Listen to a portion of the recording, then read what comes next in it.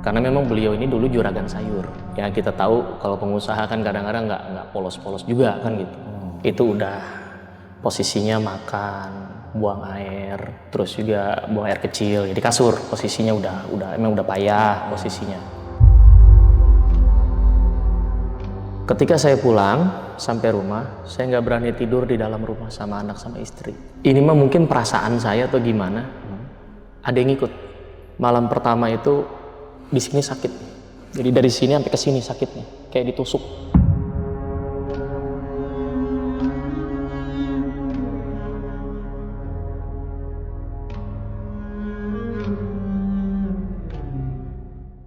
Assalamualaikum warahmatullahi wabarakatuh. Halo teman-teman semua, selamat datang kembali di channel YouTube Badru Capslock.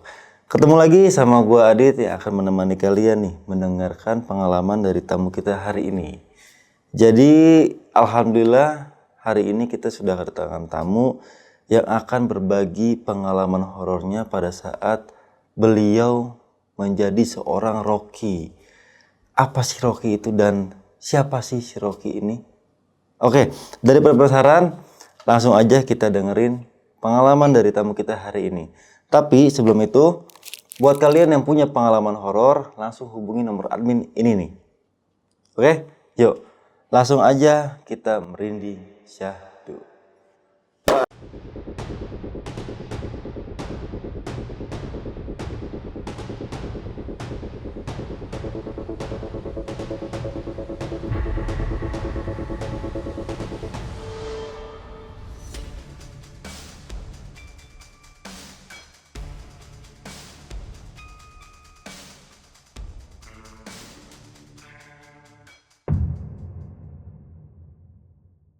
Gimana nih Bang Fajar kisah pengalamannya?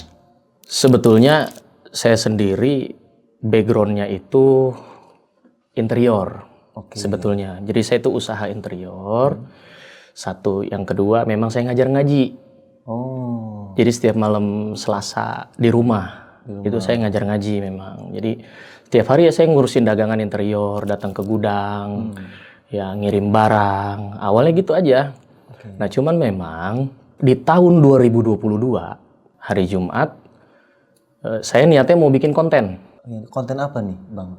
Jadi waktu itu kita niat mau bikin konten sejarah. Sejarah, politik gitu ya. Karena memang background saya juga kan orang akademisi gitu kan. Ya, saya juga kuliah sama. Jadi ketika kita beres set itu dari pagi kita ngeset tempat, lokasi Tangerang Kota. Kita ngeset tempat, udah beres, kamera semua udah siap. Kita break dulu, kan itu hari Jumat. Oh iya. Itu hari Jumat, begitu kita lagi break di teras rumah. Di teras kita lagi duduk, datang nih saudara yang punya rumah. Jadi saudaranya Kiki nih yang punya rumah nih, yang kita mau bikin konten. Datanglah saudaranya. Emang biasa kalau di situ tuh biasa. Yang namanya saudara datang, mampir, negor gitu ya, main. Itu biasa kalau di situ. Ini orang datang masuk. Begitu masuk, ngobrol biasa. Namanya saya manggilnya Ampik. Begitu masuk, Ampik ini biasa bercanda. Bercanda normal, nggak ada gimana-gimana. Begitu ngelihat saya, dia bilang gini, "Kak, boleh nggak saya dekat-dekat kakak?" katanya. Maksudnya duduk dekat saya. Saya bilang ya kenapa enggak? Lowong lelaki kok. Saya bilang itu. Emang ada apa? Begitu dia dekat duduk saya, mual. Mual dia langsung. Dia pegang tangan saya. Itu nggak pakai assalamualaikum langsung jadi. Kesurupan dia langsung. Nah saya nggak ngerti tuh. Awalnya saya bilang kok kayak gini? Ini ada apa? Ya apa yang saya bisa gitu ya. Saya baca ayat-ayat ruqyah, doa-doa ya yang dulu saya pernah pelajari di pondok. Ketika itu biiznillah keluar. Dengan izin Allah keluar. Keluar ini makhluk. Karena memang ruqyah ini sebetulnya atau peruqyah itu namanya Rocky disebutnya. Rocky. Ini bukan profesi saya sebetulnya. Balik lagi di awal tadi, saya tuh usaha saya di interior gitu dan saya memang guru ngaji. Adapun ruqyah ini saya cuma untuk yang kenal-kenal aja sebetulnya Bang. Cuma kenal-kenal aja. Kalau yang nggak kenal mah nggak mau karena saya sadar resikonya terlalu besar gitu ya. Resikonya terlalu besar. Maka Begitu selesai, Ampik ini ngomong ke saya, "Kak, boleh nggak tolongin saya? Saya mau sembuh, saya mau hidup normal." Nah di situ saya nggak ngerti maksud sembuh, maksud hidup normal itu apa. Karena kan di situ tujuan saya kan bikin konten, nggak ada urusannya sama hal kayak gitu. Begitu saya bilang, "Oh ya udah, insya Allah," saya bilang, "Insya Allah kita usahain, kita cari jalan yang terbaik." Kirain saya bukan hari itu. Ya udahlah kita sholat Jumat aja dulu, karena itu sholat Jumat itu hari Jumat, posisi hari Jumat. Begitu selesai sholat Jumat, saya makan. Selesai makan siap tag. Saya siap bikin konten karena saya udah bikin materi. Saya udah bikin materi, saya siap ambil gambar dan lain sebagainya. Ini orang balik lagi. Ampik ini balik lagi. "Kak, ayo kita terusin." Yang punya rumah ini kebetulan ibunya ini udah kayak ibu saya lah. Makanya saya dianggap anak sama beliau. Beliau bilang, "Tong, tolongin ini ponakan emak." Beliau bilang gitu ke saya. Ya karena beliau yang minta ya saya tolongin akhirnya. Gitu kan. Coba dah, ayo kita duduk sama-sama. Mudah-mudahan izin Allah, coba mau bagaimana. Pikiran saya kayak tadi sebelum Jumatan. Kan cepet tuh selesainya. Itu cuma 10-15 menit tuh. Pikiran saya cuma sampai situ aja gitu. Maka begitu duduk, sila, kita ambil posisi buat minta sama Allah sama-sama.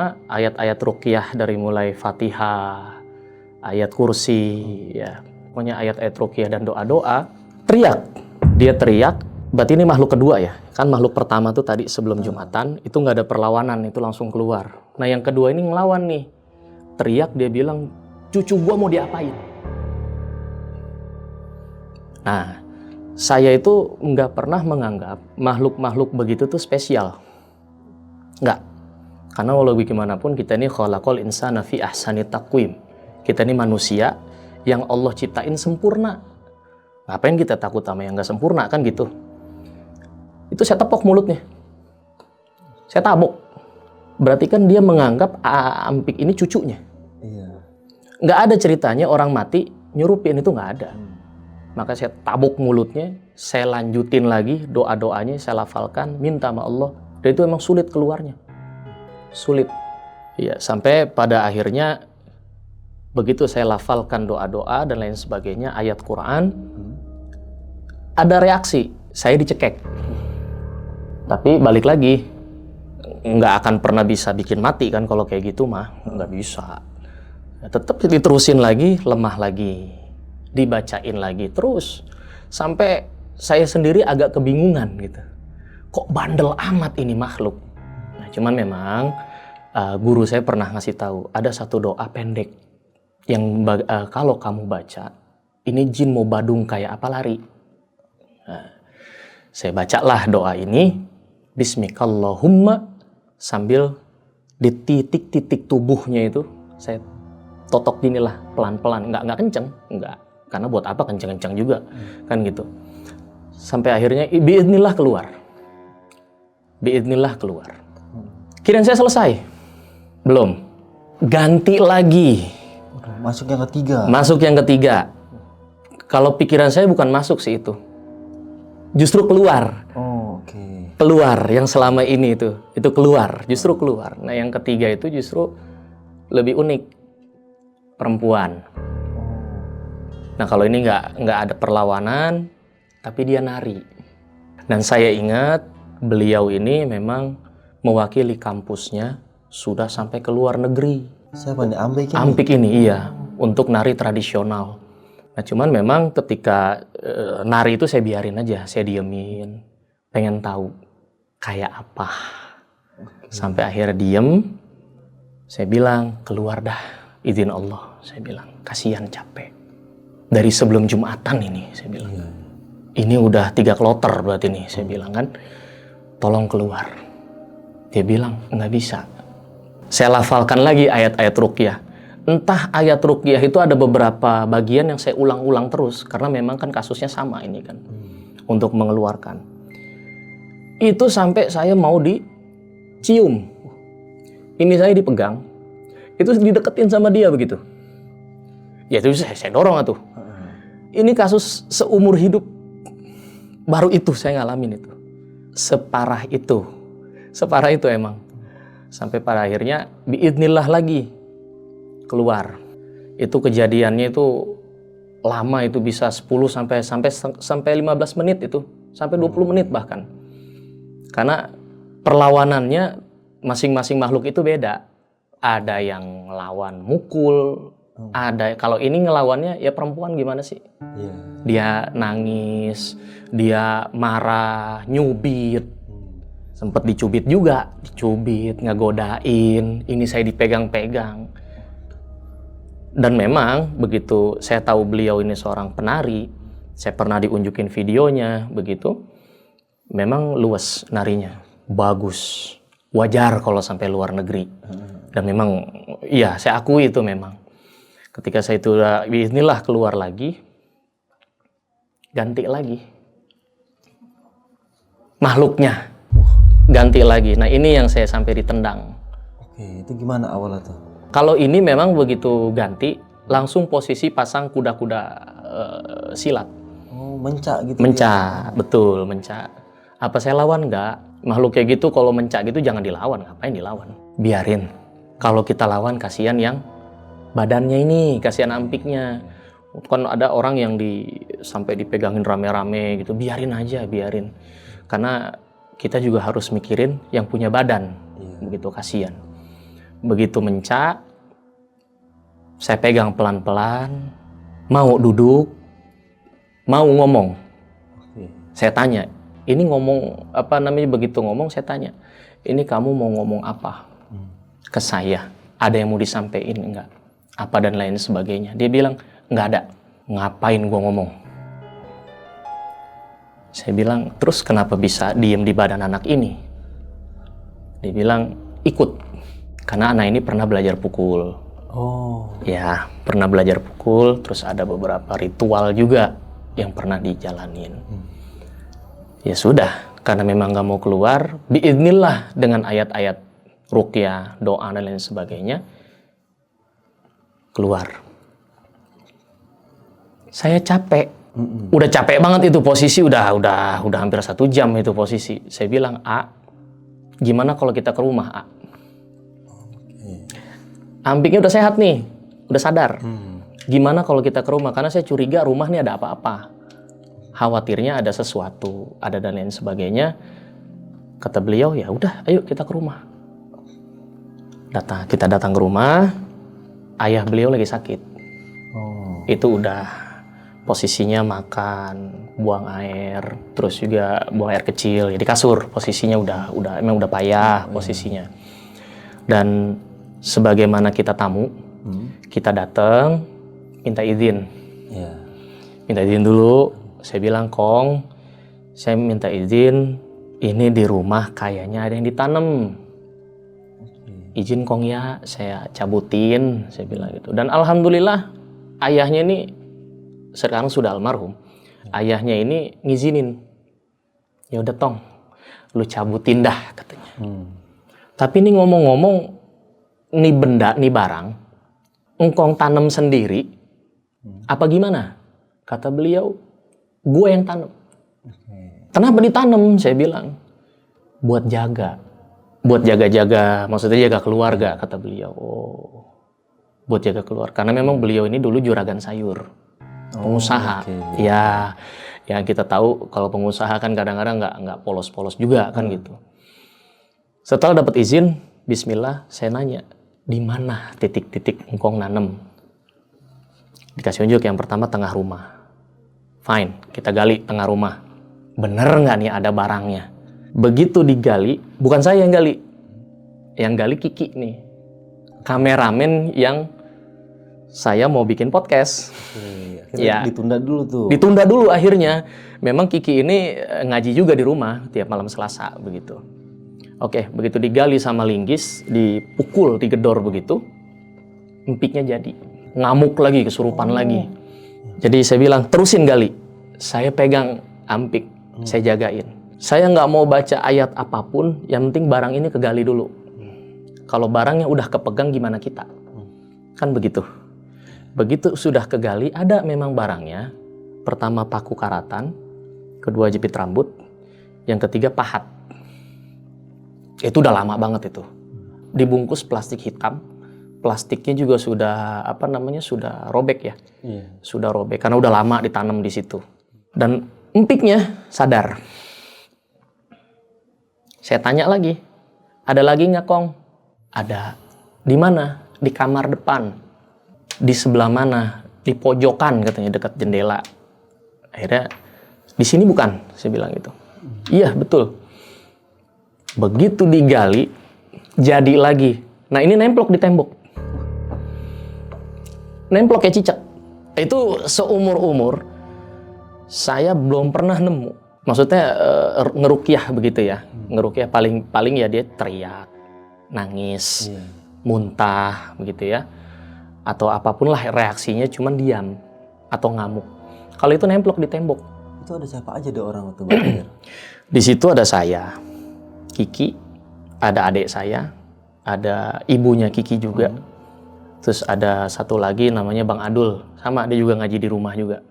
Jadi ada 5 orang, 6 itu sama emponya Ampik itu yang ngeliat gitu, Mbak Betty. Jadi pada saat itu, saya megang Ampik, saya bilang terusin gali. Terusin gali, jangan sampai ketunda, saya bilang. Ketemu nggak barangnya? Belum. Terus gali, saya bilang. Ini memang agak dalam, ketemu barangnya. Temu, pahat. Cuma pahat aja satu. Pahat. Itu ngamuk, itu kepukul saya di sini. Itu baru kepukul saya di sini. Iya, capek, Bang. Capek saya dari sebelum Jumatan sampai itu. Itu posisi itu udah jam 2:30, 3 sore. Karena prosesnya itu, ya Allah. Begitu ketarik, pahat, kumpulin, saya bilang. Pingsan lagi empiknya. Pingsan lagi empik. Saya tanya lagi ke Bapak, ke engkongnya, bapaknya Ampik, Kong, di mana lagi? Ada di teras rumah. Di teras, kalau kita masuk rumah, itu belok kiri, pojokan dekat tembok, itu ada. Dan sampai detik ini, bekas galiannya masih ada, rumah itu. Nah itu tanpa perlawanan, Empiknya terus masih pingsan aja, itu gampang digalinya. Saya bilang, cobalah kita break dulu, capek. Karena tukang galinya juga capek. Karena yang kita gali itu bukan keramik, Bang. Tahu ubin tegel nggak? Ubin tegel yang zaman dulu tuh. Nah itu yang kita gali. Itu kan tebel itu. Capek. Jadi yang saya tugaskan itu yang ngegali ada 3 orang. Adik saya, Faisal, Kiki, sama Bang Adul. Tapi Bang Adul ini lebih ke ngejaga Ampik juga gitu ya. Dia mah kesono kemari lah gitu. Saya minta tolong gitu kan. Jadi kalau yang di teras itu, setelah yang di teras nggak ada perlawanan, saya minta break. Coba deh kita ngaso dulu. Saya bilang ini ada apa sih? Saya bilang kok bisa serumit ini, serunyem ini. Karena memang Ampik sendiri ini kan ngajar les dia tuh. Ngajar les, bimbel anak-anak, sampai habis muridnya. Karena anak-anak yang yang belajar sama Ampik, itu semua ngomong, takut ke rumah itu. Takut ke rumah itu. Mungkin hawa suasana rumahnya serem gitu ya. Tapi nggak bilang takut ada sesuatu gitu, enggak? Ada beberapa anak yang bilang gitu. Ada apa katanya? Ya ngelihat ada orang gede tinggi lah. Ya ada orang ngelihat orang hitam lah semuanya gitu. Cuman saya nggak terlalu kesana begitu. Karena memang yang jadi fokus saya tuh Ampik sama ayahnya. Sama engkong nih, saya manggil engkong gitu. Karena memang saya khawatirnya nih beliau ini sakit karena apa yang beliau kerjakan. Khawatirnya ke situ. Makanya beliau dengan sukarela, ikhlas, ridho mau dibongkar. Sampai saya bilang ya sudah, Kong di mana lagi? Itu posisinya di kamar mandi. Persis deket saluran pembuangan air itu beliau tanam di situ. Saya bilang, izin Kong boleh dibongkar ya? Saya bilang gitu. Boleh nggak apa-apa, bongkar aja. Nah inilah, Ampik nih posisinya, itu lagi lemes-lemesnya tiduran, dekat pintu masuk rumah. Lagi tiduran dia, posisinya. Saya nggak tahu dia sadar apa nggak sadar, kalau saya ngeliatnya emang lagi nggak sadar. Gitu. Begitu yang di kamar mandi, linggis masuk yang pertama, itu kayak keseret begitu. Seret badannya tuh. Keseret. Itu siapa aja yang ngelihat? Semuanya ngelihat. Dan seumur-umur baru itu saya ngalamin meruqyah sampai nempel di tembok, terseret. Baru itu. Dan itu pengalaman pribadi yang mungkin sampai kapanpun gak bakal lupa gitu. Saya bilang terusin di dapur, coba terusin di dapur. Empiknya saya pegang, balik lagi saya baca ayat ruqyah. Entah berapa kali saya baca muawwidzatain, qul a'udzu birabbil falaq, qul a'udzu birabbin nas, qul huwallahu ahad, al-ikhlas. Entah berapa kali balik saya baca itu, minta perlindungan sama Allah, sampai akhirnya dia keluar sendiri. Cuman yang di kamar mandi ini barangnya nggak keambil. Nggak keambil. Nggak ada atau gimana? Nggak ada barangnya. Cuman ada sisa-sisa plastik aja.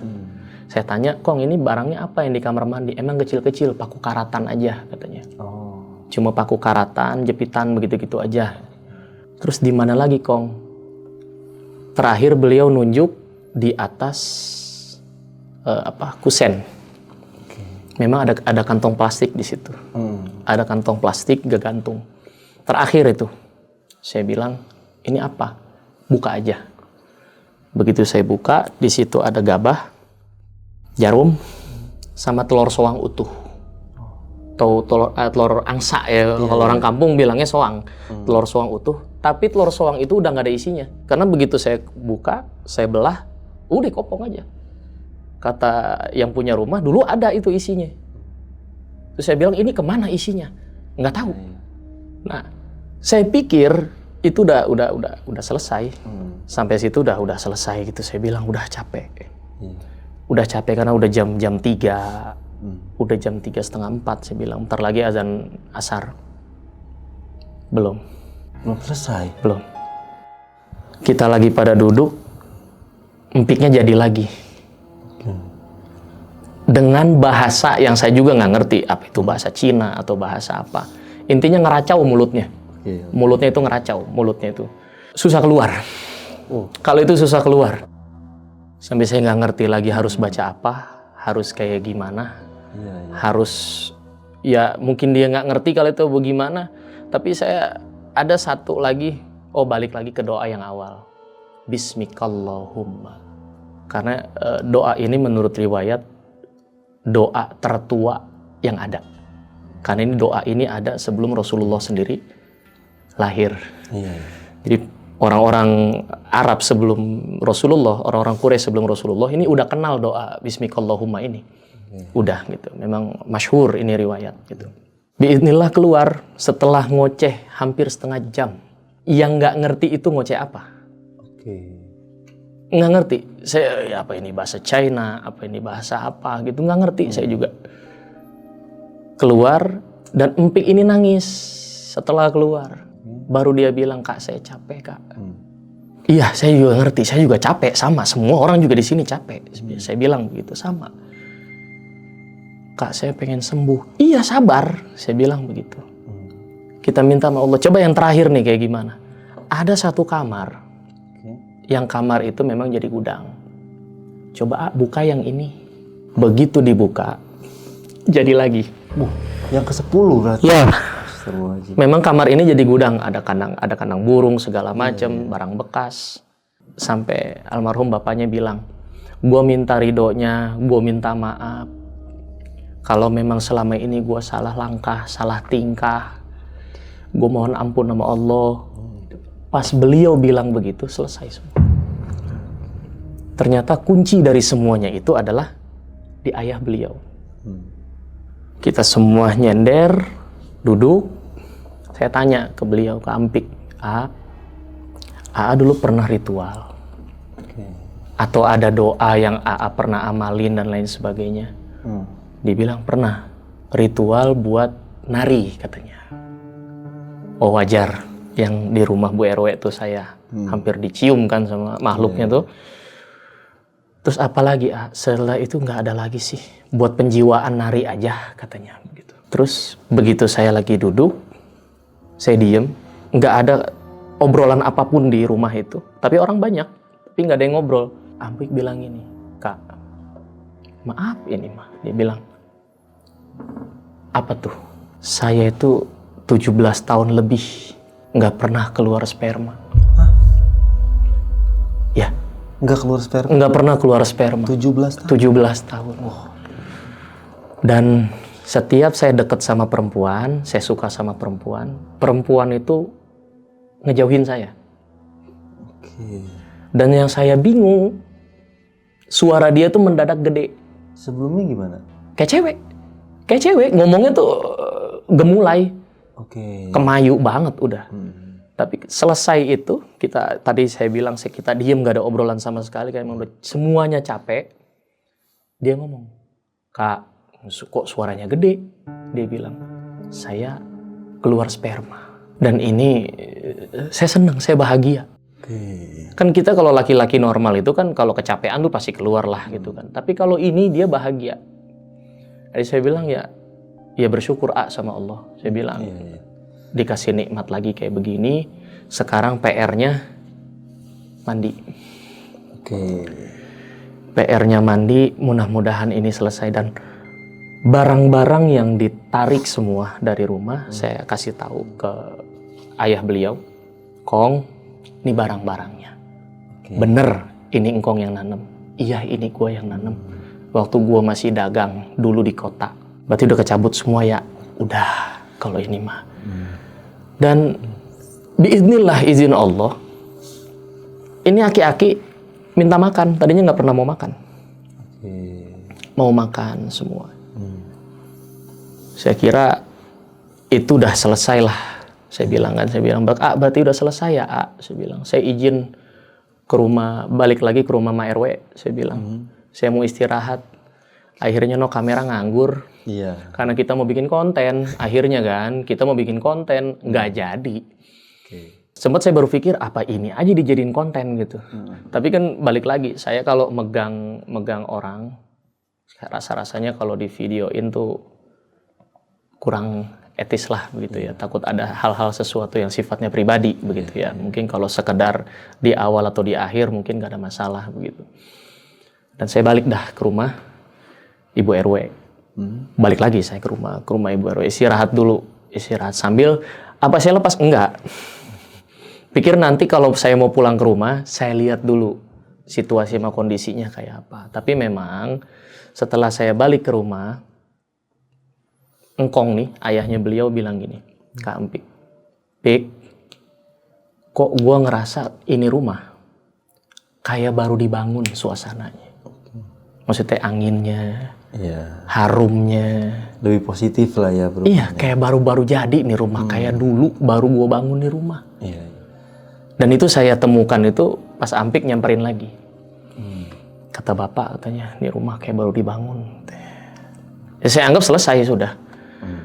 Ya balik lagi, itu kekuatan dari Allah. Iya betul. Balik lagi, ruqyah itu cuma wasilah, bukan penyembuh. Perkara tadi yang sampai keseret, sampai kayak Spider-Man nemplok di tembok, sampai dia siapapun dipukulin sama dia, sampai dipegangin 3-4 orang pun mental semua. Ya balik lagi, itu bukan orang itu, tapi makhluk yang menguasai. Apa bisa begitu? Ya bisa aja.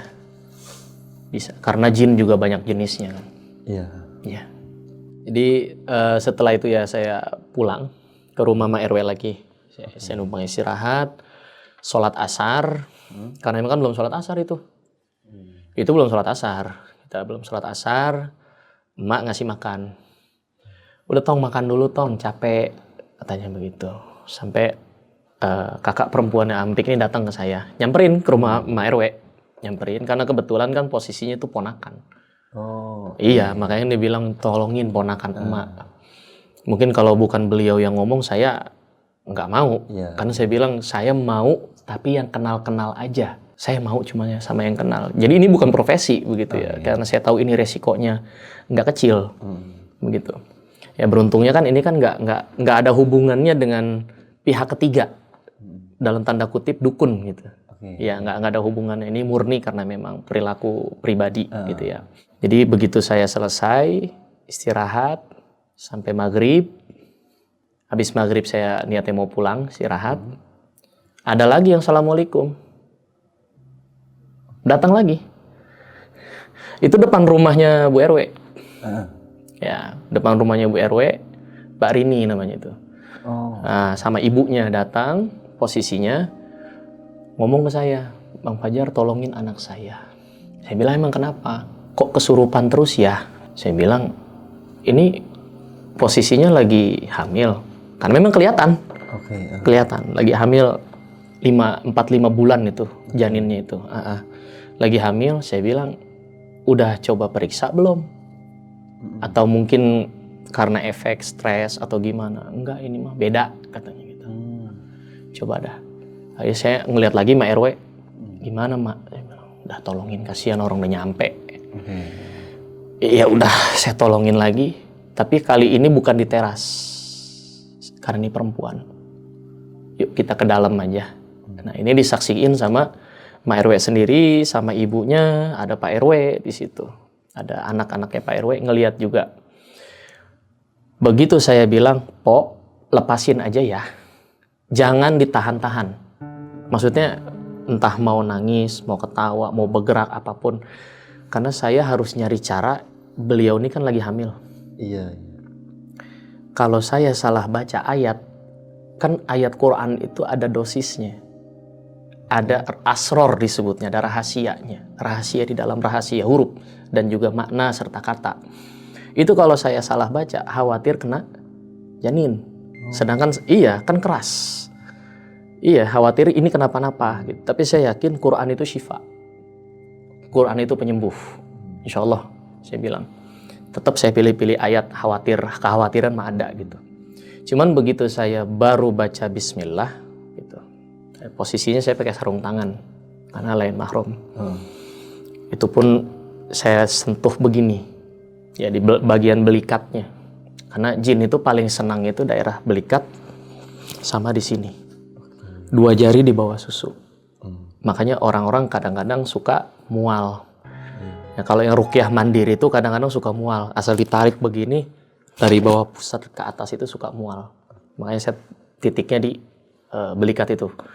Begitu di belikat, baru a'udzubillahi minasyaitonirrajim. Ketawa. Itu ketawa. Kenapa? Jinnya itu langsung berontak keluar. Nunjukin eksistensinya dia. Ketawa dan ngoceh. Itu jinnya ngoceh. Ngoceh apa dia, Bang? Nah, dia ngoceh begini. Dia bilang, lu gak bakal bisa ngeluarin gua. Gua bakal terus ganggu. Gua bakal makan nih janin. ya kalau saya pribadi kan yang memang udah biasa diancam jin. Itu udah biasa. Jin memang gertakannya gitu. Tapi memang kalau soal yang hamil terus dia kesurupan terus ngomong begitu baru nemu juga. Kekhawatiran ada, saya juga manusia sama. Khawatir sama janinnya begitu kan. Khawatir. Dan ibunya itu, Bu Hajinya itu nangis. Terus gimana ini Bang, anak saya udah Bu Haji diem-diem dulu. Maksud saya biarkan saya kerja dulu gitu maksudnya. Jangan ricokin dulu gitu. Ini bagaimana, itu bagaimana. Maksud saya lihat dulu prosesnya, kita mau tahu kayak apa. Ya. Terus ngoceh nggak akan pernah bisa, lu nggak bisa ngalahin gua, lu nggak bisa ngeluarin gua. Sampai kesel saya tabok mulutnya dari belakang. Jadi posisi saya di belakang tuh saya tabok begitu. Ngomong mulu. Saya ngerti kenapa jin itu terus ngoceh, itu untuk menyamarkan suara Quran dengan suara dia. Iya. Itu mentriknya mereka. Pinter, jin juga pinter, dia juga sama. Tapi kalau jin nggak tahu, dia juga nggak akan tahu. Sama kayak manusia. Nah ini ngakal nih jinnya, pinter. Makanya saya tepok mulutnya. Saya tekep mulutnya sambil saya baca. Akhirnya nyerah. Nyerahnya di ayat, Ya ma'syarul jinni wal insi in istata'tum an tanfuru min aqtaris samawati wal ard fanfudhu la tanfudhuna illa bisultan. Fabi ayyi ala rabbikuma tukadziban. Itu surah Ar-Rahman. Pas di lempengan ayat itu, nyerah tuh jin. Ampun dia. Ampun jangan lu terusin lagi. Gue nyerah, ampun. Saya tanya, keluar. Dia bilang, nggak bisa. Kok nggak bisa? Nggak bisa, gue keluar. Nah, sependek pengalaman saya, kalau yang model begini, antara disuruh atau ada wafak. ada benda. Saya tanya makanya, disuruh siapa? Dinyebutlah nama. Nah, namanya ini mantan suaminya yang pertama dulu. Oh, oke. Ya, ada bendanya, ada.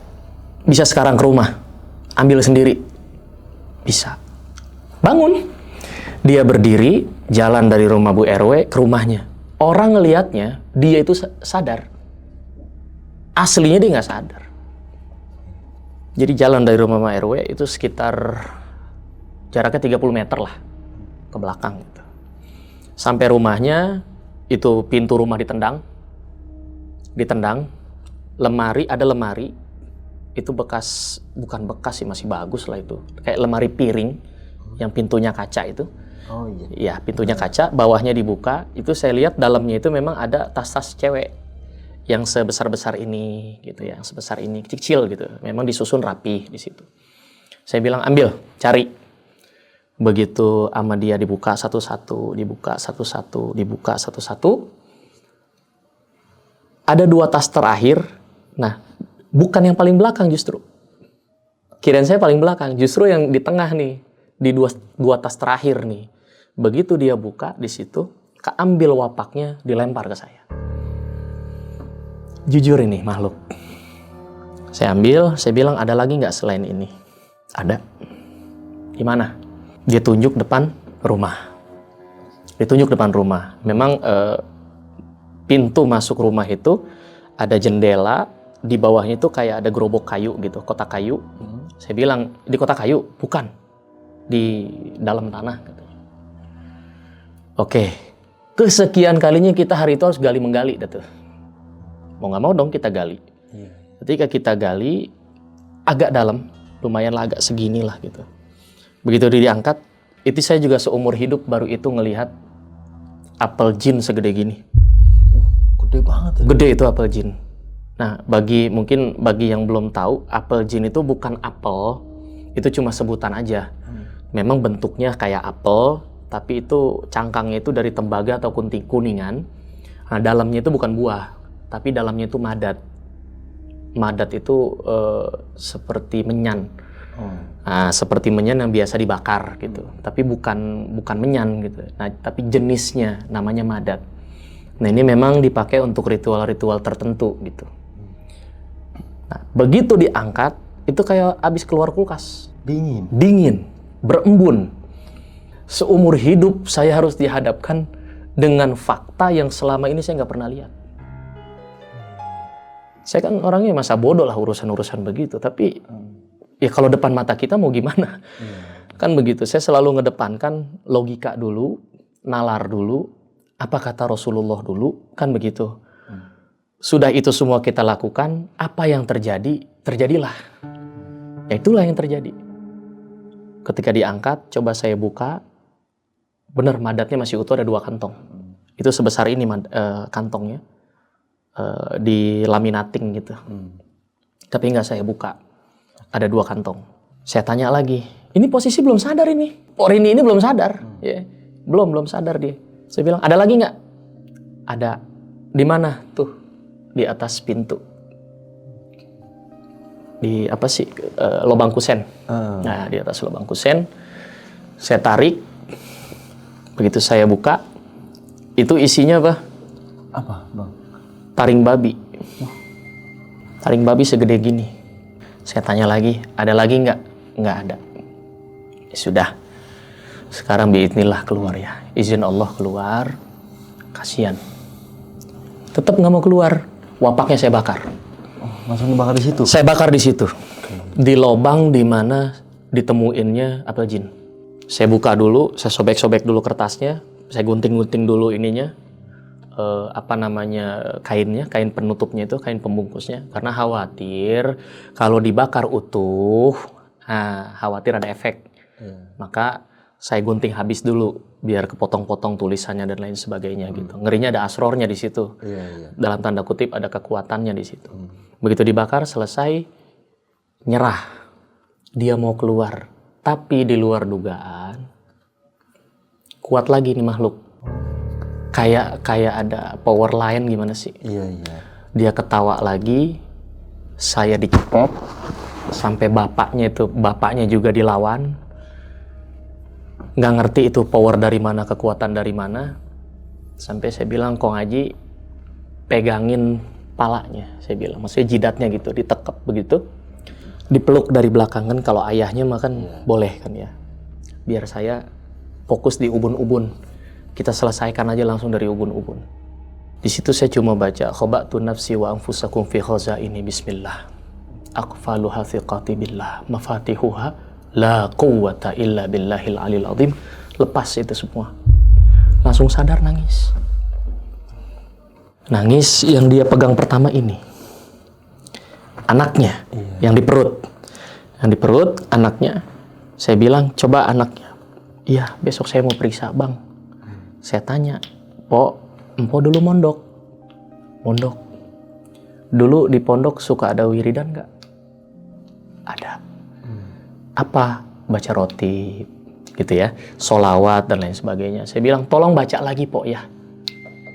Karena ini ada faktor eksternal pihak ketiga, saya bilang. Kita nggak mau nuduh, masalahnya barangnya ada. Nganggur aja Empo masukin wapak di tas Empo sendiri, saya bilang. Ini apa? Saya bilang, karena berarti itu udah lama, karena dia bilang tas ini udah lama. Oke. Akhirnya saya tanya, ini apel jin dari mana? Ternyata ayahnya yang beli. Ayahnya yang beli atas perintah orang yang selama ini dia anggap ngerti. Dan itu ustadz. Yang nyuruh ustadz. Jadi dianggap ngerti lah urusan-urusan begitu. Ya, saya bilang ya ini faktanya. Ini benda bukan buat ngusir, tapi malah miara. Malah bikin makin kuat, malah bikin makin betah di tempat ini, saya bilang. Saya tanya lagi, lah ini taring babi dari siapa? Suaminya yang bawa. Dari kampungnya, katanya buat jaga istri. Saya hanya kasih logika sederhana sebagai muslim kita. Di agama kita, babi itu haram. Mana mungkin sesuatu yang haram bisa menjaga kita. Logika aja gitu. Nggak bisa, saya bilang. Ini babi, jelas. Haram. Taringnya. Terus buat ngejagain kita. Nggak mungkin, nggak bisa. Itu nggak ketemu logikanya. Kalau mau dijaga sama Allah, ya ibadah, saya bilang. Ibadah. Tolong. Akhirnya benda-benda itu kayak apel jinnya. Itu saya bawa karena harus dibuang kalau itu. Harus dibuang, taring babinya juga harus dibuang, dan itu yang menyaksikan banyak di situ. Sampai kita diikutin RW. Diikutin warga sekitar lah, ada saudara, kan di situ kebanyakan saudara ya. Kebanyakan saudara, warga-warga di situ. Dan itu tandanya kalau orang yang selesai di ruqyah, tanda udah selesainya gampang. Antara dia tahak, sendawa, atau dia itu bengong, ngelamun. Karena orang habis diruqyah tuh enak buat ngelamun. Karena dadanya tuh lapang, rata, lega, bingung mau mikir apa, bingung mau apa, bingung mau gimana. Tapi enak rasanya. Plong gitu ya. Plong. Nah saya lihat Porini ini udah bengong gitu, udah bengong. Po jangan bengong, saya bilang begitu. Kasih teh hangat, saya bilang itu, kasih teh hangat. Dan ini jadi pelajaran kan buat kita bahwa di masyarakat kita itu yang krisis itu apa? Tauhid. Krisis tauhid kalau kayak gitu. Maka dari mulai kasus Ampik yang pertama, dari sebelum Jumatan sampai ba'da asar, dilanjut sampai ba'da maghrib, itu sampai jam 9:30 malam itu. Itu capeknya luar biasa. Itu saya dicekek, ditoyor, ditempeleng. Tapi sebagai roki nggak boleh ngelawan. Apalagi perempuan. Diem aja. Itu yang saya diajarin ya sama kakak senior dulu belajar ruqyah begitu. Itu nggak boleh. Kalau kita lawan, masalahnya bukan dia. Kan gitu. Dan lagi belum tentu itu jin. Bisa jadi itu fenomena histeria. Emosi yang terpendam di alam bawah sadar dia luapkan. Makanya kita nggak boleh lawan. Kalau jin oke. Tapi yang khawatir bukan jin. Kalau fenomena histeria, kasihan dia kalau kita pencet, kalau kita paksa untuk diam, begitu. Itulah kenapa saya, kecuali pas mau dicium tadi, saya begini ya jelas itu mah, saya tolak gitu. Bahaya kalau itu. Wah, makanya saya rasa di tahun 2002 hari Jumat itu 11 jam terlama di hidup saya itu. Dan itu pengalaman yang paling nggak bisa saya lupa. Nggak bisa. Sampai akhirnya saya pamit, begitu sudah selesai, saya pamit lagi ke rumah Mbak RW, disitulah saya udah nggak sanggup buat jalan. Karena energi kita habis sudah. Energi kita sudah habis, tenaga kita sudah habis, saya pulang minta dijemput. Selesai? Belum. Oh, belum selesai? Belum selesai. Ketika saya pulang, sampai rumah, saya nggak berani tidur di dalam rumah sama anak sama istri. Kenapa tuh Bang Fajar? Ini mah mungkin perasaan saya atau gimana. Ada yang ikut. Iya, karena yang bonceng saya itu bilang, "Bang, berat amat ya?" Berat di motor itu. Saya tidur 3 malam itu di teras rumah. Di luar di teras. Saya tidur. Dan itu memang nyata. Malam pertama itu di sini sakit. Jadi dari sini sampai ke sini sakitnya. Kayak ditusuk. Pas saya tidur. Malam kedua itu dicekek. Dicekek begini. Sampai saya bangun, sampai posisi berdiri gitu. Nah, di malam ketiga itu kayak ada mobil tabrakan di atas. Itulah kenapa, makanya ruqyah itu saya bukan jadikan profesi. Kalau ada pihak ketiga, itu nggak selesai di situ masalahnya. Pindah ke saya. Oke, berbalik ke Bang Fajar nyerangnya. Betul. Dianggap mencampuri urusan. Oh iya. Kan begitu. Makanya saya sayang anak, sayang istri, kan gitu kan. Artinya itu memang bukan kehidupan saya. Tapi walau gimana pun, ya mau gimana orang taunya begitu. Iya. Kan begitu kan. Saya diminta tolong ya kasihan juga. Ya saya tolongin lah begitu. Jadi afternya itu masih ada. Afternya. Jadi afternya ke saya semua. Afternya. Sampai akhirnya saya dapat 1 minggu itu saya balik lagi ke Bamban. Ke kota Tangerang tuh, kampung. Saya balik situ, begitu saya balik, coba pengen tahu perkembangan. Masih kesurupan nggak sih? Sama Ampik tadi, saya mau lihat gimana perkembangan di rumah, saya bilang. Kata Ampik, alhamdulillah, Bapak udah mau jalan, bisa jalan. Makan udah normal. Udah normal lah, ngejemur di luar, terus rumah juga udah beda. Saya juga sholat udah enak, baca Quran juga udah nyaman. Saya cuma titip, kalau udah begini, ngaji. Karena kuncinya ngaji. Jangan sampai nggak ngaji. Tauhid kuatin. Ya ingat Sayyidina Umar aja lah, kan setan ngelihat sorbannya aja lari kan. Karena tauhidnya itu kuat gitu. Walaupun kita nggak bisa kayak Umar gitu, minimal kita ikutin. Nah, terus saya tanya lagi, bagaimana setelah ini AA? Ya normal sih, tidur lebih enak, gitu kan. Makan juga jadi daging lah kasarnya. Teman-teman yang main ke rumah juga jadi nggak takut sekarang. Tadinya kan takut yang pada main ke rumah gitu kan. Terus saya tanya ke tetangganya, "Oh no, por ini bagaimana? So, masih kesurupan nggak?" Udah nggak. Udah normal. Sampai akhirnya beliau por ini sama emaknya, sama suaminya, karena pada saat itu suaminya nggak ada. Suaminya lagi kerja. Iya, lagi nggak ada suaminya. Jadi cuman ada bapaknya, ibunya, sama dia aja. Selebihnya ya saudara-saudaranya yang ngelihat begitu. Nah, sampai akhirnya porininya, emak ajinya, sama suaminya datang ke rumah saya. Nah, itulah biasa ngucap terima kasih apa dan lain sebagainya. Cuman ada hal yang janggal di situ. Apa Bang Fajar? Suaminya bilang gini, "Iya, itu taring babi saya yang bawa." Dia ngaku, terus terang tuh, padahal saya udah tahu. "Oh iya Bang, saya nggak tahu bakal kayak begini," katanya. Karena buat orang kampung saya, orang kalau hamil kesurupan tuh biasa katanya.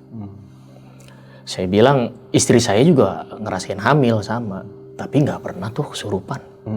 Kayak begitu kan, sampai berjam-jam kesurupannya, sampai nyiksa dirinya begitu. Dan ini buktinya ada, dan saksi matanya banyak, saya bilang. Kasihan ini siri abang. Itu kalau katanya saya emosian, saya tabok sama asbak itu.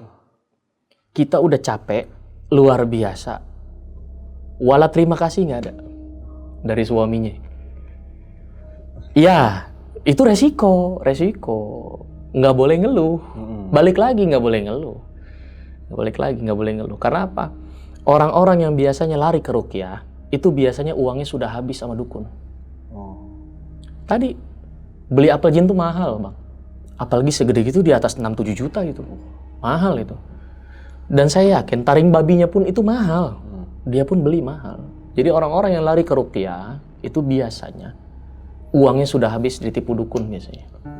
Bukannya sembuh, malah makin jadi penyakitnya. Karena memang apa? Ya, itulah. Benda-benda itu ya emang buat bikin mereka betah. Begitu. Makanya kita minta sama Allah buat perlindungan. Kayak begitu sih, Bang. Nah, Bang Fajar. Tadi kan Bang Fajar bilang nggak mau memprofesikan Rocky inilah gitu ya. Iya. Rocky ini ya. Karena Ruqyah. kan dampaknya itu kan lumayan besar ya. Iya. Bahkan tadi pun benar-benar nggak mau sampai istri dan anak kena itu. Tapi selama bisa dibilang Bang Fajar ngebantu orang terdekat lah gitu. Iya. Pernah nggak istri sama anak tuh sampai kena dampaknya gitu Bang Fajar? Kalau sampai kena dampaknya pernah. Pernah. Oke, kalau boleh tahu apa tuh Bang Fajar? Istri saya tuh gigi bungsunya tuh sakit. Kadang suka sakit gitu. Itu sakitnya nggak normal tuh sampai ke kepala, sampai ke badan semua, sampai nangis. Jadi jin itu juga pinter, saya bilang kan tadi kan. Mereka juga pinter. Mereka tuh numpangin sesuatu yang udah ada di dalam tubuh. Penyakit apa nih? Dihajar di situ. Iya. Kadang-kadang dia bikin teluh atau sihir, bikin nih yang sakit nih gelisah, sampai akhirnya gelisah, asam lambungnya naik, ada penyakit beneran. Aslinya mah nggak ada penyakit. Kadang begitu. Jadi berhubung namanya orang perempuan, kadang-kadang kan ada sifat takut, parno gitu ya, sampai takut ke kamar mandi aja harus dianterin gitu kadang-kadang. Itu sempat ada anak nangis terus. Nah nangisnya itu kadang nunjuk ke langit-langit gitu. Ya nunjuk ke langit-langit. Nah tuh kalau anak saya udah nunjuk ke langit-langit, itu saya udah pasti keluar tuh bawa garam kasar yang memang biasa saya pakai. Saya kalau ngaji itu saya taruh lagi bareng-bareng zikir sama anak-anak, baca sholawat sama anak-anak itu saya taruh di depan, saya lempar ke atas tuh, ke atas genteng. Itu kata istri, dan di dalam tuh bunyi tuh ngegesek di asbes, srek, begitu, srek kayak orang lari, ngesot jalan. Nah itu kejadian, kayak gitu. Terus anak sampai sakit, ya pernah, sampai meriangin gitu anak. Gitu. Terus nangisnya itu merem tanpa keluar air mata. Pernah begitu. Justru karena hal-hal kayak gitu, jadi kita efeknya itu kita berpikir ulang gitu. Iya, makanya saya cuma mau nolong tuh yang kenal-kenal aja. Karena khawatirnya gini, kalau kita jadikan profesi, pertama saya memang bukan praktisi secara ahli. Dalam arti yang ada sertifikatnya dan sebagainya. Basic saya cuma belajar di pesantren. Dan memang belajar sama Rocky juga gitu. Belajar sama Rocky, saya pun baca literatur-literatur di dalam kitab-kitab ulama-ulama tentang ruqyah, ayat-ayat ruqyah gitu kan. Dan saya nggak nganggep selama ini berhasil tuh karena saya, bukan. Ya karena Allah lah. Karena yang dibacakan kalamullah kan begitu. Saya cuma wasilah aja gitu, bukan karena saya. Cuman untuk efek ke keluarga itu besar. Karena ibu saya pun pernah kena efeknya. Kayak orang dicekek di kasur. Cuman yang namanya mungkin orang dulu ya, tidurnya aja megang tasbih gitu. Beda sama kayak kita sekarang tidurnya megang handphone gitu. HP. Betul, iya. Jadi beda. Terus juga kan tadi Bang Fajar bilang istri itu tadi selama hamil alhamdulillah nggak pernah kenapa-napa gitu ya. Nggak. Sedangkan ini dengan niatan si Mbak Rini ini menjaga malah kenapa-kenapa gitu. Yang saya mau tanyain itu Bang Fajar, kalau kebanyakan orang di kampung itu percaya katanya hantu tuh takut sama sapu lidi. Oh iya. Sama bawang-bawangan katanya betul, kan. betul. Terus juga bahkan ada saya sempat lihat tetangga itu lagi hamil muda. Dia di atas pintunya tuh ditaruhin jaring ikan. Katanya buat penangkal sosok segala macam. Nah itu gimana menurut Bang Fajar? Itu bener nggak sih Bang Fajar? Kalau yang kayak gitu sebetulnya balik ke adat. Kepercayaan sih kalau gitu. Nah cuma memang Kalau kayak sapu aren, Oke, ya. sebenarnya bukan sapu lidi sih, sapu aren. Sapu aren. Aren dari pohon aren gitu. Heeh. Nah itu memang percaya nggak percaya lagi, karena saya pernah ngalamin itu. Oke. Iya, anak nangis, itu pakai sapu aren kita keprak-keprakin begitu sambil baca bismillah gitu. Sambil a'udzu bikalimatillahi tammati min syarri ma khalaq. Anak berhenti nangis. Maka saya di situ nanya ke guru, "Ini gimana?" Guru saya simpel jawabnya, cuma bilang, "Itu cuma alat." Alat yang kebetulan Allah kasih. Dan kamu kan begininya nggak diem. Iya. Baca basmalah. Oke. Perihal bawang, kalau bawang itu memang ada hadisnya. Ya, kata Kanjeng Rasul, orang yang mulutnya bau bawang, badannya bau bawang itu jangan dekat-dekat masjid kami. Malaikat aja nggak mau deket, apalagi jin. Nah itu nggak mau. Itu memang ada riwayatnya kalau bawang gitu ya.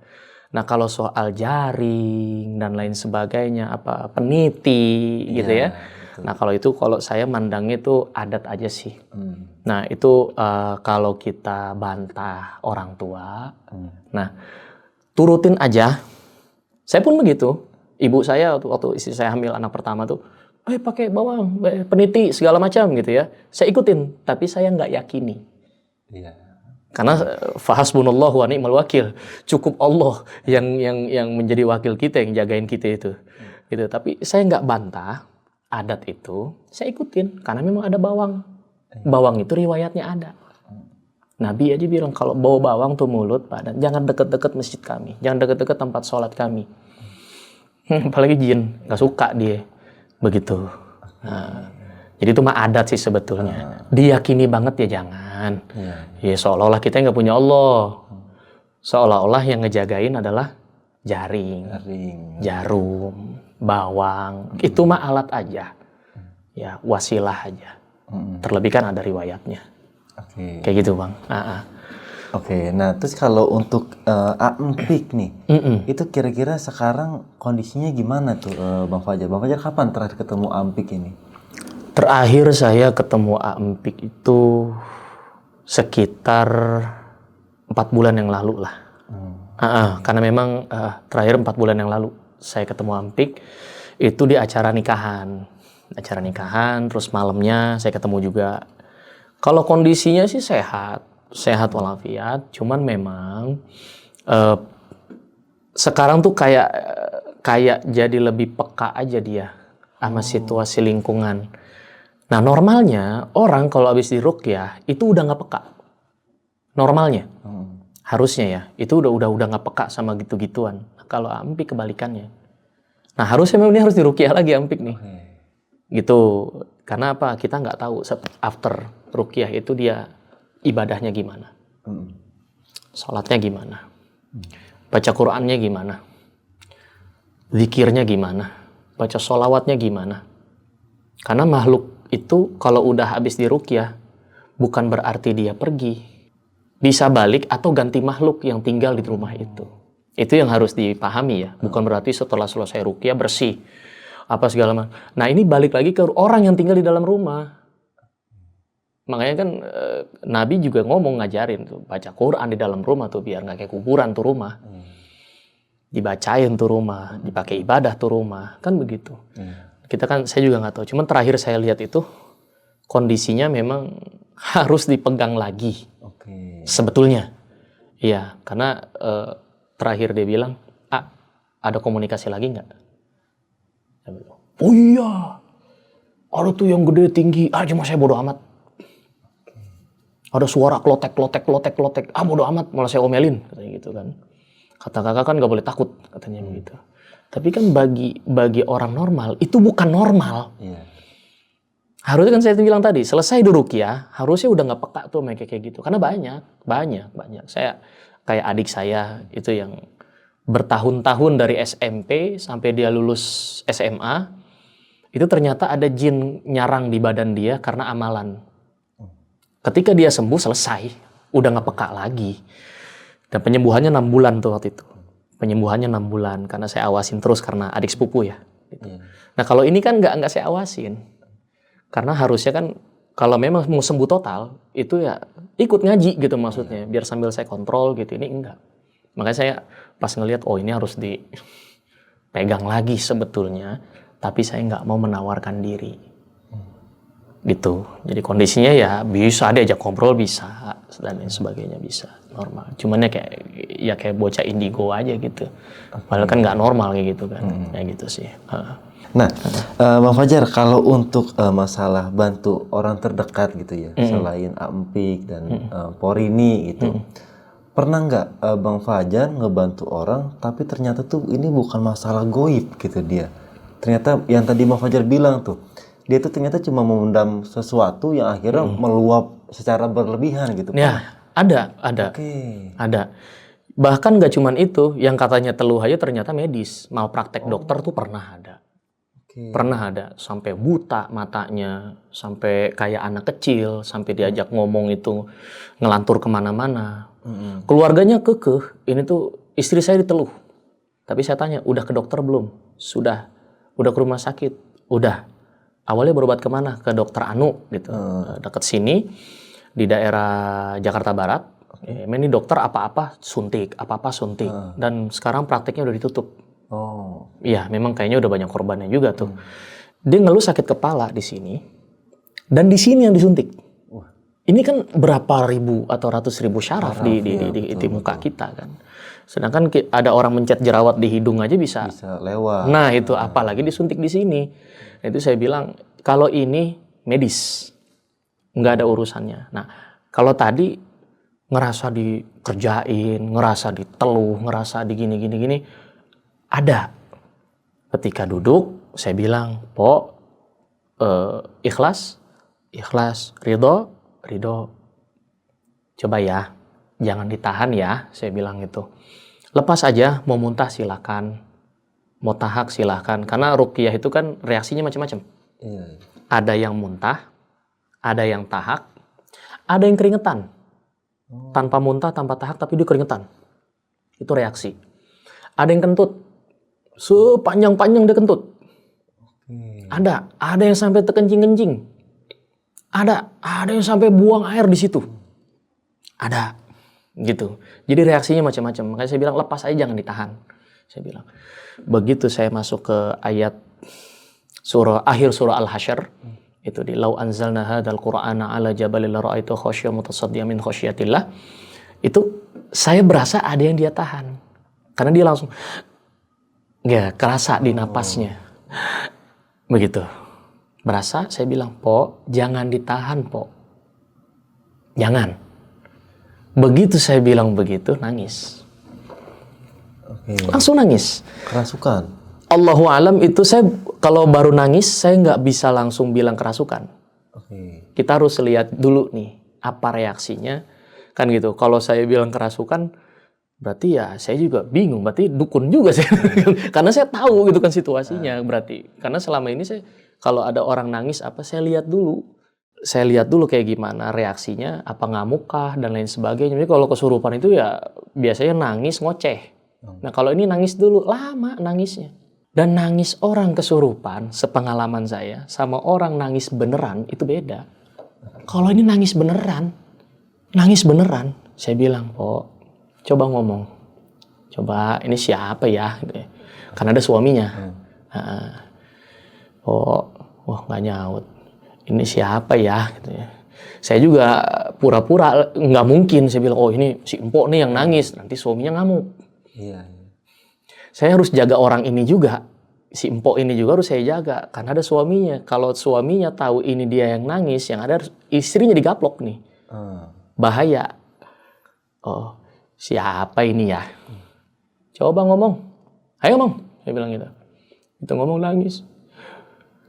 Apa yang ditangisin sama dia? Apa? Dia bilang gini. Perasaan gua nih udah baik sama lu. Kenapa lu ambil laki gua? Saya udah ngira ini masalah antara istri tua dan istri muda. Nggak kuat dimadu. Dipendam. Memang secara ekonomi dicukupi. Tapi kan yang namanya perempuan ya. Gitu kan. Ekonomi oke. Tapi siapa sih mau berbagi? Hati, ya. Nah itu dia. Makanya, iya dari awal saya dijemput di rumah itu saya bilang, ini tuh nggak ada teluh-teluhan, saya bilang. Nggak ada teluh-teluhan. Ini nih masalah ini, saya bilang gitu. Masalah kolbu, masalah hatinya ini sempit, saya bilang. Oh gitu ya kak, ya udah yang penting kakak datang aja lah dulu, saya bilang. Apa dibilang sama yang jemput saya, ya udahlah saya bilang, ayo kita ke sana. Begitu ini nangis. Ada 20 menit itu ngoceh. Gue udah baik sama lu udah gue anggap saudara, kenapa laki gue lu ambil begini. Ada jin begitu kan? Gak ada. Makanya saya bilang ini malam bawah sadar. Ini mau unek-unek, saya bilang gitu. Yang saya fasilitasin. Saya bilang begitu. Jadi perihal dia sakit kakinya dan lain sebagainya kan kita nggak tahu dia malam itu lantainya dingin atau gimana kan. Dan balik lagi Nabi pernah ngomong ala fil jasadil mutughoh, kata Nabi. Di dalam jasad kita itu ada mutughoh, ada segumpal darah. Fa idza salahal jasadu kulluh, fa idza fasadal jasadu kulluh. Kalau yang segumpal ini sehat, dari ujung rambut sampai ujung kaki sehat. Kalau yang segumpal ini sakit, dari ujung rambut sampai ujung kaki sakit. Apa? Ala wahiyal qalb. Ketahuilah itulah kolbu. Jadi kolbunya sakit, jangankan kaki, yang nggak ada jadi ada tuh penyakit. Pasti.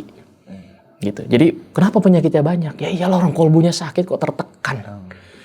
Begitu. Jadi saya nggak anggap itu satu hal serius ya. Itu masalah rumah tangga. Saya stop di situ. Saya cuma bilang, udah peluk istri. Saya bilang gitu. Dan gak dipeluk. Ya sudah, itu berarti memang sudah internal ya. Gitu ya. Saya anggap itu udah, ini mah kebetulan aja mungkin make saya gitu kan, fasilitasin gitu. Jadi ada yang kayak gitu juga ada. Yang pura-pura juga ada. Kayak gitu. Jadi nggak gampang ketipu lah. Gitu. Nah tapi Bang Fajar, saya penasaran nih sama kasusnya Ampik ini. Itu tadi kan Ampik akhirnya terbuka kalau dia udah 17 tahun gak keluar sperma. Yes. Itu disebabin karena ini gitu, apa karena emang ada medis gitu, ada dari hal lain dari medis gitu? Kalau itu saya pernah nanya ke Ampik, keturunan nggak normal semua, nggak ada penyakit, tapi dia bilang sejak abis ritual itu memang banyak keanehan. Kayak dia suka sama cewek, udah PDKT nih, udah jalan bareng, tiba-tiba tuh cewek nge-ghosting aja tuh. Iya, ditinggalin aja tanpa penjelasan. Ketika ditanya, kenapa lu ngejauhin gua? Nggak apa-apa, kayaknya kita nggak cocok. Udah dibawa ke rumah, begitu lagi. Jadi kayak ada yang halang-halangin. Setiap ada cewek yang suka, itu kayak ada yang halang-halangin aja. Tapi Empiknya suka. Begitu saya tanya, nah terus maaf nih, saya bilang, kalau berdiri nggak? Nah itu masalahnya Kak, biasa aja. Sampai pada fase dia ngelihat cewek biasa aja. Nah sekarang apa bisa begitu? Bisa jawabannya. Bisa mempengaruhi kondisi psikis dan kejiwaan gitu ya. Bisa. Oh berarti orang-orang yang menyimpang secara seksual, apakah bisa diruqyah? Ya bisa. Saya pernah bilang Imam Ghazali itu bilang bisa 10.000 jin di dalam tubuh manusia dengan masuk, caranya bebas, lewat pori-pori kita, saluran pernapasan, telinga kita, mata kita, mulut. Jin tuh bisa masuk bebas. Gitu. Makanya sampai ke tahap dia itu biasa aja ketemu cewek. Bahkan dia salin di ruang ganti sama teman-teman penari ceweknya itu kan biasa kan buka baju itu nggak ada reaksi apapun. Ya, makanya dia sampai matanya tuh sampai kalau orang kampung bilangnya sampai ngembeng. Sampai berkaca-kaca gitu matanya gitu. Bahagia. Akhirnya nih si putih keluar lagi gitu akhirnya. Begitu. Dan suaranya langsung ngebas gitu. Iya. Ya? Kak, ini bagaimana Kak? Langsung gitu. Loh, kok beda? Tadinya sebelum itu suaranya kayak cewek. Ih, kakak mah begitu. Bener-bener kayak cewek gemulai. Gemulai, bener. Dan itu saya juga nggak habis pikir. Nggak habis pikir. Dan itu seumur hidup ya itulah. Nemu manusia unik satu ini. Karena ketidaktahuan beliau, kemudian kata guru narinya, ayolah coba ritual yuk. Mandi dan lain sebagainya, pakai kembang katanya. Nah itu supaya narinya itu menjiwai. Tujuannya sih itu sebetulnya. Ya, dia nggak tahu kebablasan. Dan hasilnya apa betul narinya bagus? Bagus. Tapi kan bukan dia. Ada faktor X, betul. Sekarang kalau disuruh nari dia bilang udah kaku, udah nggak bisa. Udah kaku dia bilang. Terakhir saya tanya, coba nari dong. Udah kaku kak, saya udah nggak bisa. Tanya begitu. Oke, berarti faktor X itu. Iya.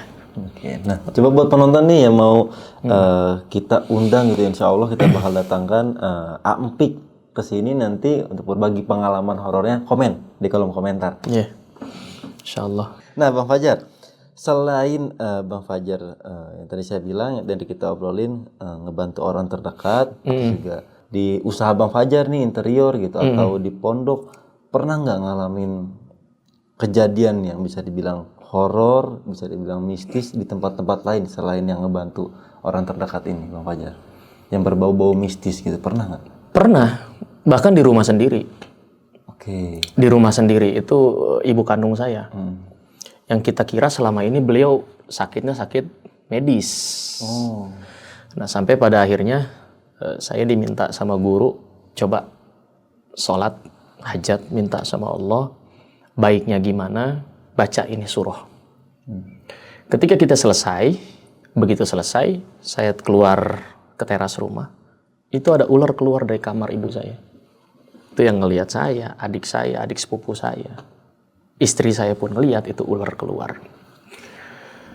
Itu begitu ular itu keluar, saya bilang, wah berarti ada sesuatu yang ditanam di rumah ini. Gitu. Coba deh kita minta petunjuk bagaimana. Nggak tahu kenapa ini pagar, pintu pagar ini di sini nih, di tanah gitu. Coba saya gali di sini, yuk kita gali di sini, kayaknya penasaran di sini nih. Karena tuh ular tadi kemari, hilangnya di situ. Coba kita gali. Nah itu begitu digali, saya pakai linggis gitu digali, itu cahaya kayak batu terbang ke atas. Harusnya tuh kalau kata orang dulu itu harusnya pakai tetampah. Anyaman bambu yang biasa buat nampiin beras tuh. Harusnya ditadangin itu atasnya. Supaya kalaupun mental gitu, dia nyangkut atau jatuh lagi. Katanya gitu. Nah itu yang paling nyata itu.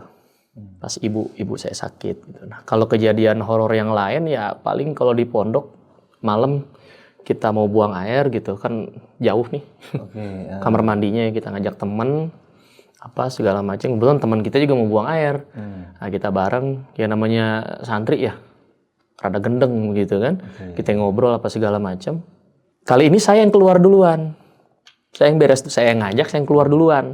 Saya balik ke kamar, saya tinggalin tuh anak. Teman saya tinggal. Jahil lah. Horeh lu gitu kan, gua kerjain lu kan begitu. Saya tinggalin. Begitu dia balik keluar sampai kamar, dia kaget. Lah, udah nyampe sini kata dia. Emang kenapa? Lah, tadi gue ngobrol sama lu kan di sono, katanya. Jadi iya, katanya selama dia buang air tuh ngobrol katanya, padahal saya udah keluar. Kalau bahasa Mbak Yai itu makhluk-makhluk pondok lah itu mah. Bukan makhluk siapa sih, santri-santri yang nggak kelihatan. Santri-santri yang kelihatan, kayak termasuk saya nantang dan secara nggak langsung ya, katanya ada santri yang nggak terlihat begitu saya belajar di daerah Jawa. Santri ada di sini yang nggak kelihatan. Masa sih santri nggak kelihatan gitu. Kalau ngopi tawarin. Saya nggak nawarin, bodo amat. Dan itu kamar kita kan dari panggung, bambu panggung. Itu udah oyak-oyak malam. Nyata itu. Dari situ saya ampun, percaya ada santri nggak kelihatan. Jadi saya tuh ngeyel sampai ke situ. Sampai akhirnya Allah kasih pembuktian bahwasanya di Quran aja nempel nih kata jin dan ins. Kamu jangan ngeyel untuk menolak itu. Jadi kita percaya banget ya jangan, nggak percaya banget ya jangan lah. Gitu. Saya nggak percaya namanya sihir, santet, teluh dan lain sebagainya. Itu hak, silahkan. Tapi kalau kita sebagai umat beragama, Rasulullah kan ngajarin. Iya.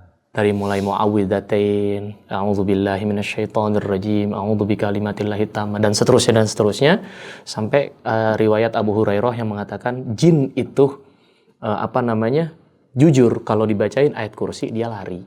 Kan ada riwayatnya di situ. Iya, jadi percaya banget ya jangan. Nggak percaya banget ya jangan juga. Kita kan orang beriman gitulah. Biar jangan jadi sugesti juga kan bahaya gitu. Dan hal-hal kayak gitu pun pernah juga waktu naik gunung. Saya juga senang naik gunung dari 2006, 2007. Itu saya naik gunung. Cuma memang dari 2009 itu sampai sekarang naik gunungnya sendirian. Oh, sendirian? Nggak pernah rame-rame. Itu gunung apa kalau boleh tahu? Kalau yang rame-rame ya paling sekitaran Jawa Barat. Oke. Jawa Barat. Terus kalau yang sendirian itu Jawa Tengah, Jawa Timur, sampai ke Lombok. Sendiri. Rinjani sendiri. Merapi, Merbabu sendiri. Tapi di mana nih kira-kira dari semua gunung itu aman atau sempet nih ngalamin sesuatu yang mistis di salah satu gunung di Jawa Barat apa di luar Jawa Barat gitu? Di Jawa Barat pernah. Di Jawa Tengah itu lebih ke estafet ya. Lebih ke estafet. Kan waktu itu saya naik Merapi, Arjuno, Welirang. Dari Merapi saya langsung ke Arjuno, Welirang. Itu sendirian juga. Tapi yang di Malang ini, Arjuna Welirang, saya ditemenin sama satu orang anak Malang, sahabat saya itu Mas Vicky. Nah, itu kita ngalamin hal yang memang di luar nalar juga. Tapi kita karena masa bodoh gitu ya, jadi nggak sampai gimana begitu. Nah kalau di Jawa Barat ya ngalamin juga. Kalau yang di Jawa Barat itu di Gunung Gede ya. Di Gunung Gede itu selama ini saya dikasih tahu, kan di belakang Gunung Gede itu ada namanya Gunung Sela. Gunung Sela, Gunung Gemuruh. Nah, di tengahnya itu kan ada alun-alun Surya Kencana. Itu daratan panjang, melengkung 7 km. Jadi saya kalau naik gunung tuh bener-bener saya mapping. Ya, karena kan lebih banyak sendiri atau berdua. Paling banyak bertiga gitu. Jadi kalau terjadi apa-apa kita tahu harus gimana. Makanya harus mapping, bener-bener tahu kondisi alamnya, mitos. Di situ katanya ada makhluk apa, kan kita juga biar nggak boleh salah ucap, salah perilaku, kita lagi bertamu.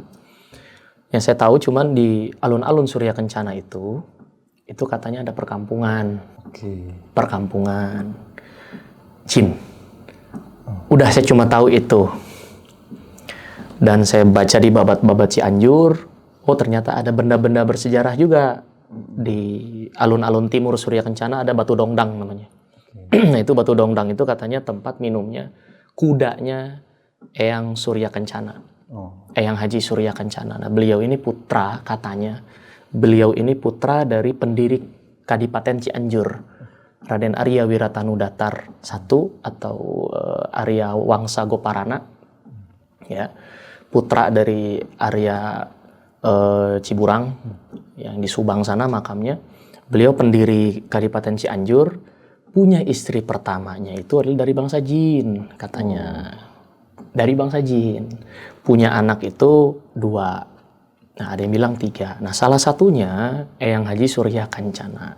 Ini beda dengan Surya Kencana raja terakhir Pajajaran, Pakuan Pajajaran, beda. Itu beda orang. Ya, kalau itu kan Raga Mulia Surya Kencana, kalau ini Surya Kencana gitu, Eyang Haji Surya Kencana. Nah, beliau ini memang berdiam katanya di Gunung Gede, di belakang Gunung Gede itu. Nah, itu tadi dataran yang melengkung 7 km itu adalah kampung beliau. Dan masyarakat beliau. Beliau muslim? Ya muslim. Ayahnya seorang taat, bahkan masyarakat meyakini, dan saya pun meyakini yang dalam Cikundul, nama lain dari Arya Wiratanudatar itu waliyun min auliya illahus sholihin gitu ya. Beliau seorang muslim yang taat dan beliau tinggal di Gunung Gede. Nah itu sempat ngalamin lah, lagi nyuci piring gitu, sama nesting, bekas kita masak tuh. Nah, lagi asik, posisinya itu sekitar jam 6 kurang, mau maghrib. Makanya kan orang tua dulu kalau kita maghrib nih main kan ngomong, woi mau maghrib pulang, sandekala. Kan gitu ya. Pantanglah kita yang namanya maghrib itu masih di luar. Pasti disuruh masuk sama orang tua kita. Nah saya nyuci piring. Karena memang kalau di gunung saya paling demen di air. Iya karena kita bisa kenyang minum, kan bisa seger lah cuci muka apa dan lain sebagainya. Saya nyuci nesting, asik aja biasa beberes. Begitu udah kelar saya angkat, beda. Beda gimana? Itu kampung.